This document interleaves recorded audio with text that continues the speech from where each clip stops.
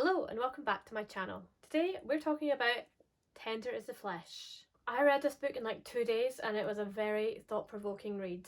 Tender is the Flesh is a disturbing dystopia about a world where animals are no longer eaten because of some vague animal virus, and thus humans are bred in farms and slaughtered in slaughterhouses and eaten as special meat by the general public. This book is not for the faint of heart. Fair to say, plenty of trigger warnings, not just for cannibalism, but for a whole host of other things. Read at your own peril, but while it is horrible, it is also fantastic. This video does contain spoilers, so don't watch it if you haven't read the book. This is going to be a general discussion, kind of like most of my videos at this point. This book is about Marcos, a man that is trying to be humane in an inhumane world. He is a morally grey character with a bit of a tragic backstory. His wife has currently left him after the death of their child that they tried very hard to have through IVF, and the loss of his child was very gutting for both of them. Marcos is one of the main guys working at this meat processing plant. This plant used to be owned by his father back when it was a regular beef processing plant, but his father is now old and in a care home and the business has been sold. Marcos is a high-ranking employee at this meat processing plant. He kind of trains new starters and shows them the ropes. He also goes to meet with kind of co-collaborators, people that this plant work with in the industry, and thus through his perspective we get to see a lot of different sides of this human meat industry. Marcos has become disillusioned with his work. He really hates it, but keeps working there to earn the money that he needs to pay for his dad's care in this very expensive care home. His dad needs to be in this expensive care home because the cheap ones sell the dead old people on the black market to scavengers to eat. So he's working very hard to make sure his dad doesn't become a part of the food chain. And his useless sister doesn't go to visit his dad, who's got dementia in this care home, and also doesn't help to pay for any of his care. So Marcos is quite a sympathetic character at the start of this. You kind of forgive his involvement in this industry at first because of all of these extenuating circumstances. I kind of find it easier to visualise a character if I cast an actor to play them sometimes in my head, and I kind of casted the performance of Pedro Pascal in The Last of Us on HBO. Joel in the series is also kind of a deplorable character. He's had a tragic backstory of losing his daughter and he's lost his humanity a little bit. So I felt like he was a really good casting kind of blueprint for Marcos. If anyone ever makes a series out of this, I suggest that they take my suggestion and cast Pedro Pascal. I think this casting of Pedro Pascal did help me sympathise with Marcos, maybe more than I should have, especially by the end of the novel where yeah, let's just say not so sympathetic to his cause anymore.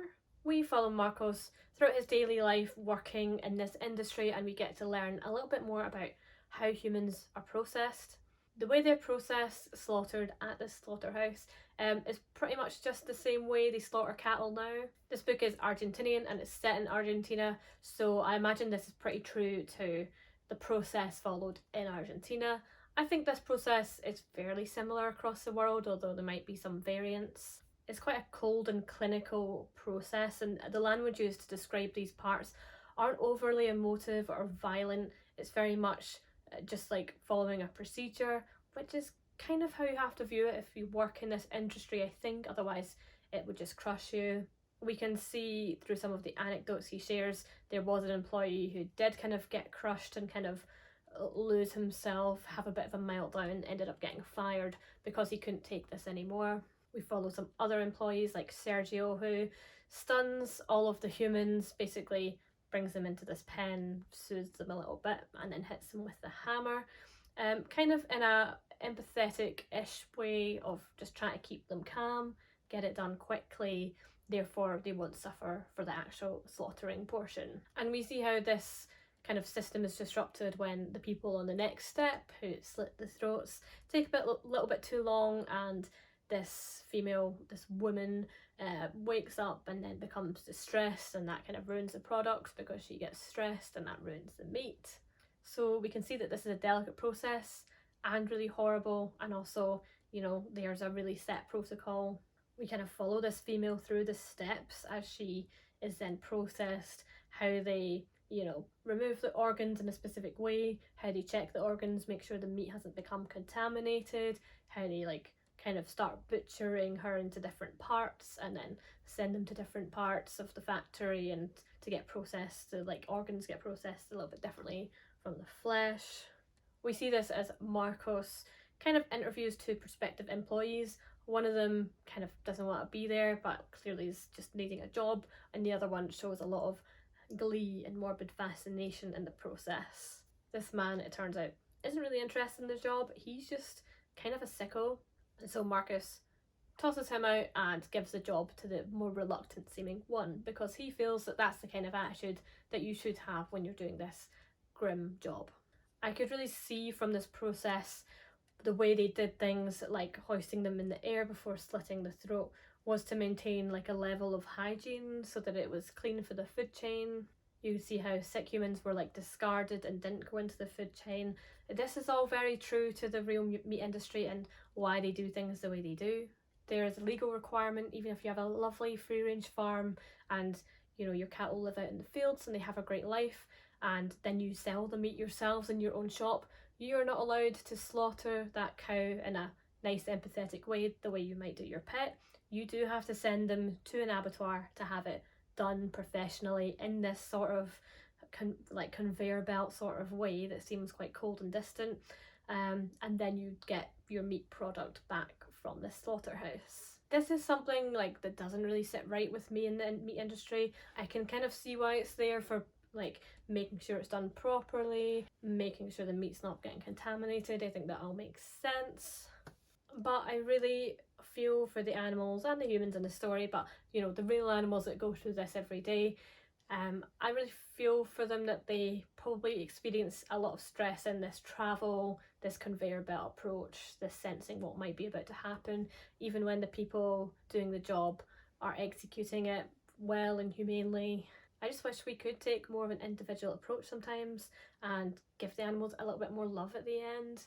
I think that this doesn't happen because the people that work at the plants would probably not be able to cope with it, and they do have to see them almost as objects and dissociate from their humanity in this case in the book, but also like animals are like people as well. Like they've got their own personality, they've got their own individuality, they've got their own fears and preferences and personality. I think when you confront that reality, it does make the meat industry really hard to work in. And it makes eating meat hard, which is why people don't tend to think about these things when they're chowing down on a cheeseburger. But I think the good thing about this book is it really made me think about these things, and it made me reflect on my consumption, and it just makes me want to be more mindful. We follow Marcos when he visits his breeding centre, and he kind of shows us females hooked up to lactation machines for their milk. We see pregnant women in cages, and we see this man who's a fluffer who basically goes around to excite the females, who are then artificially inseminated with like predetermined kind of vetted sperm so that they're breeding humans in a very like selective way. The man, this fluffer, doesn't live a particularly good life. I mean, he's just slaughtered once he's no longer useful. This portion of the book is also true to what happens in the meat industry, in the reproductive industry, in the breeding of these farm animals. I don't think the conditions are always that bad in the cages as such. Depends on the quality of the place. I think this is also good to think about. If you buy really expensive, high quality meat, you're more likely to see better conditions for animals living in these kind of breeding centres and on these farms than if you buy, say, very cheap processed meat in the grocery store. I really wonder how many people changed their meat eating behaviour, if they reduced it or went vegetarian or vegan after reading this book. The author herself, I believe, is vegetarian but not vegan, even though this portion of the book about the very inhumane practices in this aspect of farming is kind of about the dairy industry. I think it's really fascinating from a human behaviour change point of view how we can read stories like this that are absolutely horrific and eye-opening and yet still manage to dissociate enough to go on eating meat or drinking milk. Reading this did make me want to advocate a bit more for raising our bottom standards for farming and for animal welfare and farming up a little bit. The problem with this is that it would make meat more expensive, which would make more of a class divide in who could access meat, We already have a class divide in who can access certain kinds of foods. It's very hard to be vegan or eat very high quality foods if you're on a lower income bracket. And this reality is also shown in this novel through the scavengers and discourse about them. They're the kind of people that eat the cheap meat that's rejected by the plant, and they also eat meat with a first and last name, which is kind of black market meat, meat of like older people who've passed away, who really aren't fit for the main food chain, but will go under the table for a cheap price. I wonder what other people's thoughts are about this kind of catch-22 of, do you put animal welfare first, or do you put, you know, the lower classes first and letting them have access to better quality meat? Not sure how we balance good animal welfare in the meat industry with trying to keep a narrow gap between the upper and lower classes and letting people have fair access to good food. I personally feel there is more that we could do to improve animal welfare. I studied animal behaviour and welfare, and one of the studies that we spoke about in my course was pigs eating each other's tails in farming and how much of a big problem this was. And the solution to getting the pigs to stop eating each other's tails was simply giving them straw. Pigs like to chew, it's a part of their like important behavioural ethogram that they have to follow, and when you don't give them a straw bed and they're just on bare concrete, they will just turn to eating each other's tails. Just give them a little bit of straw and they can chew that to their heart's content, and they have nice tails and they feel much happier day to day and they have better welfare. I think as part of this presentation on this study that I watched, the person said that like when they were in slaughterhouses, when they seen pigs coming in to be processed, they could tell which ones had good or bad welfare based on the sight of their tails and whether they had been chewed off or not. So that's what I'm talking about. Straw is very expensive, especially at the moment in the UK. There is, you know, a cost of living crisis that impacts straw a lot. Giving straw to pigs seems like a small thing, but it is very expensive for the farmers, and that does increase the price of the meat at the end of the day for the consumer. However, you know, knowing more of this information, I'd be more than happy to pay a little bit more, maybe sacrifice buying like some chocolate or something else if I'm going to buy pork at all, and just pay for the pigs that I knew had access to straw and were a bit happier. Other people, on the other hand, with less money, maybe a bit less privilege, don't have much choice. They have to buy the pigs, the pork that has been treated a little bit worse. Through Marcos's perspective, we also see other aspects of this industry, or this like world in general. We see hunters who can no longer hunt animals, who instead hunt people. They keep their heads as trophies, and they specifically target like pregnant females because they are more aggressive, which is horrible. They also hunt people who have volunteered in order to clear some of their debt, so celebrities who have fallen into scandal and debt, and they will hunt them, and if they survive for like 5 days, then they get to live with their debt wiped out, or they're killed by the hunters and eaten. We also see a human experimentation lab. This scientist that works in the lab, she reminded me a lot of Dr. Gall in Ballad of Songbirds and Snakes, and she gets nicknamed Mengele because she does a lot of experiments that like Joseph Mengele would do in the Nazi prison camps. She does a lot of inhumane and needless experiments on these people. We really see how this meat industry focused on eating humans has changed a lot of the world around us, so there's really great world building here.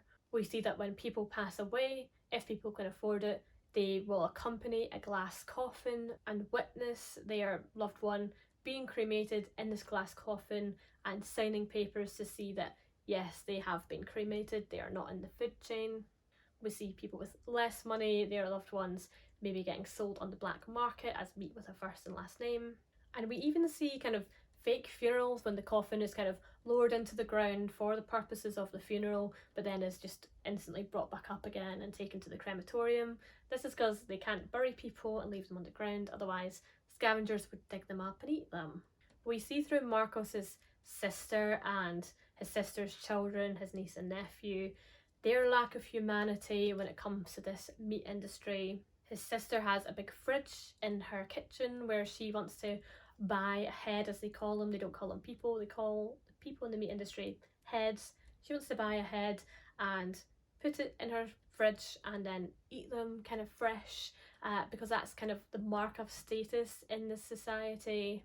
We see near the end her father's funeral, she has actually purchased a head and she's cut off an arm and served it to her guests while the head, is still alive in the fridge. She even has a book called Death by a Thousand Cuts, which is all about how to keep someone alive for as long as possible while cutting bits off of them and eating it so that it stays fresh. His sister is a fascinating character because while she does this and it's horrific, she's very in with society. She kind of buys everything that the government says, and she's very concerned with her own perception and how people view her. She really couldn't give a shit about her father's death, but she throws his funeral anyway because of appearances, and she gets mad when Marcos is a little bit impolite at this funeral of his dad's funeral, when he's the one that actually gave a shit, and is embarrassed when he storms out, and embarrassed when he shows up late with the urn. It's fascinating how someone can be so concerned with appearances and what people think of them,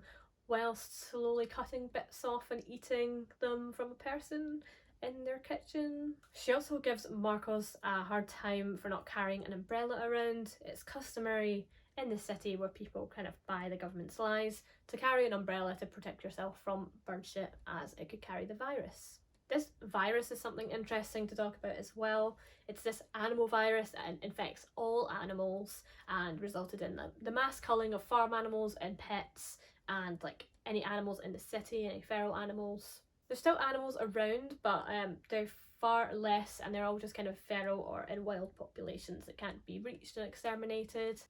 I thought, this is kind of bullshit. Like, there wouldn't be a virus that infected only animals, all animals, but not people. And turns out I was right, because it was bullshit. It was a lie made up by the government so that they could farm humans and combat overpopulation.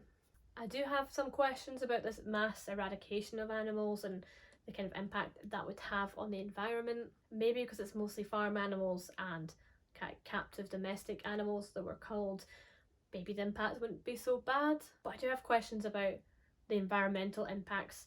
One of this overpopulation of people and that declining, and this massive drop in the number of domestic animals and also some wild species. Another aspect of the world building was the kind of capitalism around this meat industry and like the lengths they went to keep this industry going by moving on to people instead of animals. I won't talk as much about the capitalism because I think a lot of reviews have done that, but there's also a lot of interesting things about the marketing of meat and the renaming of meat and the marketing of it as special meat. There's a lot of distancing and dehumanization to kind of make it feel a bit more okay that we're all eating people. The same thing is done with our meat industry. Like, for example, we call it beef and pork instead of cow and pig. We do just call things chicken and duck, turkey, all of the different fish species that we eat. But I think people find more of a distance between fish and birds and people, whereas cows and pigs are a little bit more closer to human. They feel a bit more human. They feel like they've got more personality and intelligence, perhaps. And so you can see that in the way we distance ourselves from pork and beef, pigs and cows. There's also some corruption in the way meat is marketed and dairy products as well. A lot of like research that confirms that dairy's really good for you, like milk's good for your bones, and how good meat is for you is funded by the meat and the dairy industry. And so that can kind of manipulate the science a little bit and the evidence. This kind of food hierarchy that we have with like a lot of carbohydrates on the bottom, some fruit and veg and a bit of meat and dairy, that's also kind of not based on very good science. With the rise of agriculture, people have been pushed to eat a lot of carbohydrates such as bread and rice and pasta, because growing grains and feeding people food made from grains is the easiest way to feed a large population. This is how we've managed to grow from hunter-gatherer societies into actual cities and civilizations, is because of agriculture and because of grain and being able to bulk out your diet with mostly bread and pasta and rice and grains, some vegetables that are also easy to grow, and then a small amount of meat and dairy. This like food triangle, it benefits society and infrastructure that we need to kind of continue more than like what's actually suitable for our individual bodies. I think different diets can suit different people better. Like, some people do very well on a vegan diet, others don't. Some people do it very well on a like carnivore diet and others do very poorly. Most of us, due to our evolution, could probably live very good lives on like a paleo diet where it's like mostly like deer and a bit of fruit. People in indigenous like Inuit tribes, they exist pretty much only on meat. But while that kind of works in a small like community, like an Inuit community, doesn't really work for like a whole city because then we're eating way too much meat and it's not sustainable and we can't have good animal welfare. Man, this book just made me think a lot about everything to do with the meat and the food industry. Let's move on from that a little bit and talk about some other aspects in the book.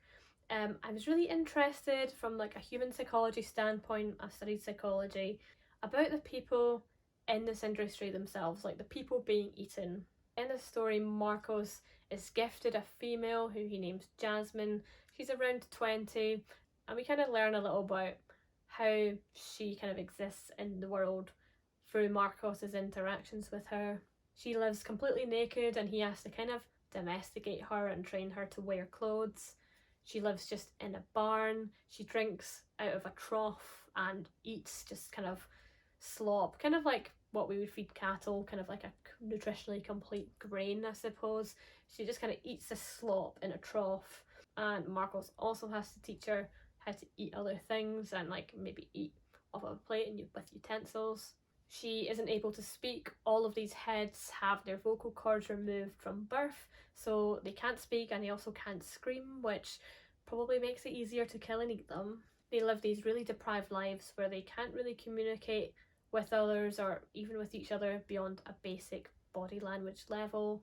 Because they're kept in like extreme deprivation and with extremely poor welfare, they don't develop the way a normal human might develop. And so the way they think is a little bit of a mystery to us. Obviously they're still people and they have a capacity for empathy and a capacity for like sadness and fear and joy, but being able to speak and to be able to think in language does allow people to be able to explore more abstract concepts, to be critical, to have conversations. And so having this ability to speak and interact with people properly kind of stunts probably their emotional growth to quite a large degree. The process of raising them and breeding them in this way sort of makes them more animal-like in a way in how they're developed. These people all have the ability to be smart and empathetic and well-rounded people that could exist in society in theory, but they can't because of how they're nurtured. And this real evil dehumanization of them allows for people, the normal people, to more easily dissociate from them, see them as animal, see them as a distinctly different species, and thus eat them. And we see Jasmine kind of behaving quite animal-like, but slowly becoming a little bit more domesticated by Marcos, and we're left to wonder what she thinks about all of this and how she experiences things. We see a very human side to her when she's given birth to her child and she's, upset and she's wanting her child. This is a moment where we see a familiar human experience and display of emotion from her, and it's interesting that it's in this moment that Marcos turns around and stuns her and takes her away to butcher her because she had the human look of a domesticated animal. What a gut punch of an ending.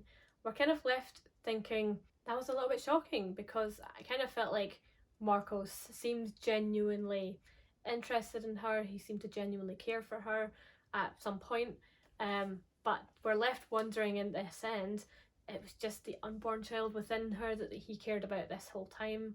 He was really preoccupied with making sure that she stayed safe, and we can now see that that was never about her at all. It was always just about the child, and it's maddening almost in a way that he can now just go on back to his wife, live with this child, and now quit the meat plant because he doesn't need to pay for his dad anymore, and probably move on and have quite a happy life despite all of this.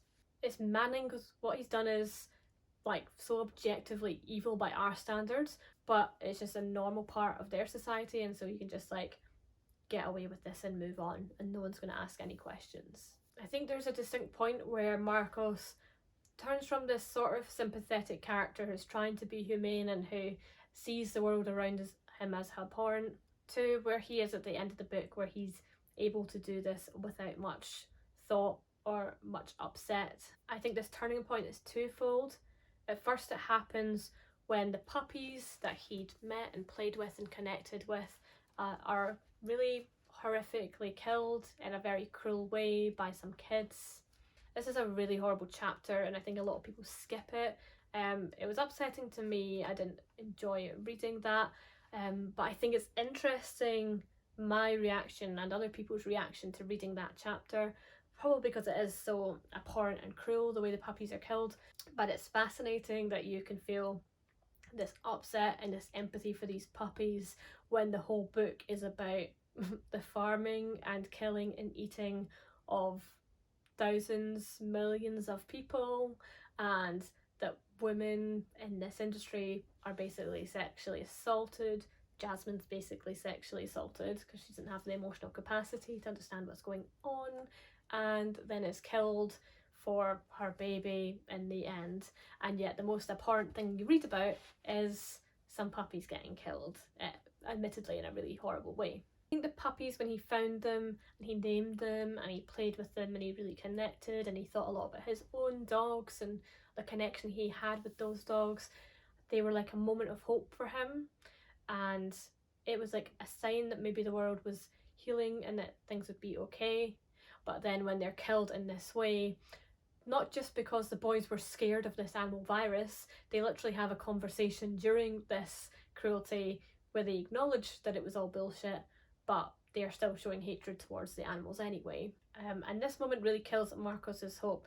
The zoo was a place he liked to go before because he had fond memories there of the animals and spending time there with his dad, but now he can't bring himself to go back there and to see the kind of destruction of these puppies. The only time he does go back there is after his father's death, when he goes to scatter his ashes. And his father's death is the second point where he starts to lose all hope. It's described as he has this kind of stone in his chest that slowly over the course of dealing with the aftermath of his father's death, attending the funeral, having the showdown with his sister, it sort of cracks and kind of goes into every part of his body. We see this scene near the end where scavengers have kind of upturned a truck and gone in and started eating the people and cutting them to bits, and it's really horrendous. But all of the people at this factory, this meat processing plant, are really upset about the driver who's been killed because he's got a family and a wife and he was such a good guy, but they don't really acknowledge the tragedy when it comes to the heads that have been killed. Marcos coldly kind of suggests that there would never be any justice because like the police can't identify the scavengers, and so he says we should just like poison the heads and then give them to them, and then that'll poison them and it will get rid of them as a problem. And this is something that shows a bit of a change of character for him. Although saying that, I'm not sure. I mean, near the beginning of the novel he has this quite like aggressive sexual affair with this butcher woman.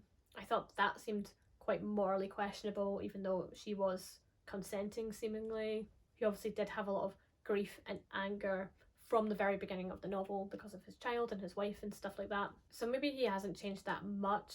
It's just that his grief is kind of compounded by multiple events, and like he's become quite trigger stacked so that he becomes more dissociated, more distant, and loses his humanity even more by the end of the novel. Overall, I thought this was a really fantastic book. I thought it was well written.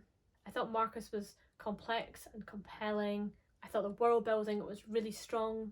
The writing style was sparse and distant, but quite literary as well. I thought it was really high quality. This is definitely something I could imagine reading in an English class and then writing an essay about, some of these topics I've discussed in this video today. I think it's a really good book for further study. But it was definitely not a light read. It was quick, but not light. Let me know what you thought of the book in the comments.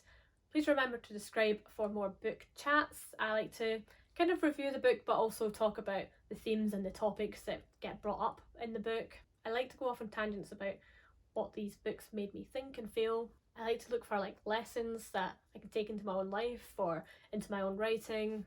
I think this book showed you can have really short chapters and short scenes that really pack a punch, and that you can like fit a lot into quite a small novel in a concise manner and still have it be really good, really compelling, literary, hitting on a lot of important themes and topics. Books don't need to be 400 or 500 pages.